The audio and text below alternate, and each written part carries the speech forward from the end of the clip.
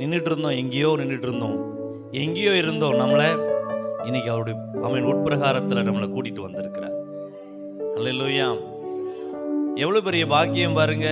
சாக்கடை, நம்ம அழுக்குள்ளவங்க, கேவலமான உலக ஆசைகளை, உலக காரியத்தையும் நம்முடைய சிந்தனையில சரீர பிரகாரமா நம்ம செய்து கொண்டு இருந்தோம். அப்படி அலங்கோலமா இருந்த நம்முடைய வாழ்க்கையை அழகாகவும் அருமையாகவும் மேன்மையாகவும் இருந்த அவருடைய சரீரத்தை என்ன பண்ணாராம்? அலங்கோலமாக்கினார். வேதம் சொல்லுகிறது. அல்லேலூயா.